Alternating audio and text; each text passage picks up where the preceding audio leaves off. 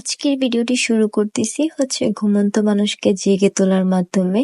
যাই হোক, hello everyone, আসসালামু আলাইকুম। আই হোপ সবাই ভালো আছেন। আমরা আপনাদের দয়ায় ভালো আছি।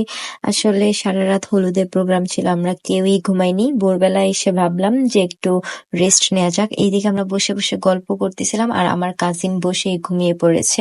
আসলে কোনো রুমই আমরা খালি পাচ্ছিলাম না, এই একটা রুম খালি পেয়েছি। আসলে এটা আমার আর সিয়ামের জন্য খালি রাখা হয়েছিল।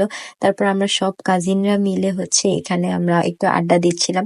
তারপর ওকেও একটু জাগিয়ে তুললাম যে আমরা বসে বসে থাকবো আর তুই ঘুমাবি, এটা তো হতে পারে না।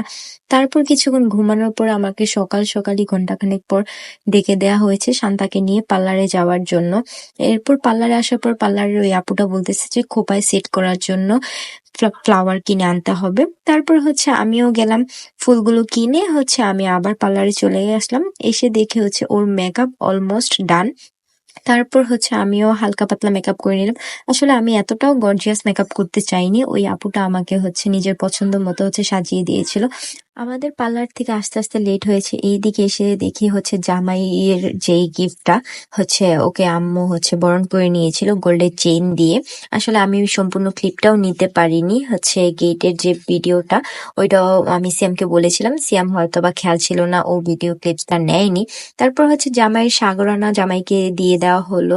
আর এইদিকে হচ্ছে সিয়াম হচ্ছে আমার কাজিনরা আমি সবাই মিলে হচ্ছে এখানে হচ্ছে জামাইয়ের সাথে হচ্ছে সাগরানা খেতে বসেছে। আসলে আপনারা কেউ এটা আবার বলবেন না, আপনি তো আর শালি না, আপনি তাহলে কেন জামাইয়ের সাথে। আসলে আমাদের বন্ডিংটা খুব ফ্রেন্ডলি, তাই হচ্ছে আমরা সবাই একসাথে হচ্ছে একটু দুষ্টুমি করতেছিলাম। আর এইদিকে হচ্ছে আমি আমার কাজিনকে বলতেছিলাম, জামাইয়ের পাগড়ি তুই কেন পরে আসছিস?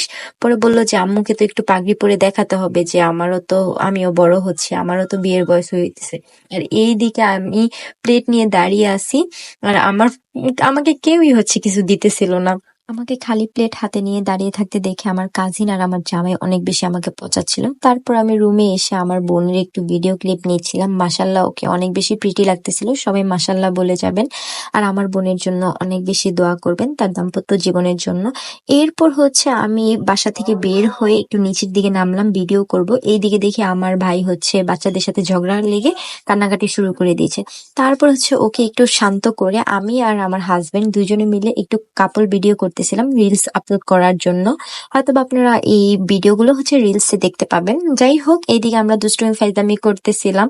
তারপর দেখলাম রুমে এসে যে এখানে হচ্ছে আমার বোনের বিয়ে আলহামদুলিল্লাহ সম্পূর্ণ হলো। আমি ওই ক্লিপগুলো নেইনি যেহেতু এখানে অনেক বড়রা ছিল, তাই আমি ভিডিও করিনি।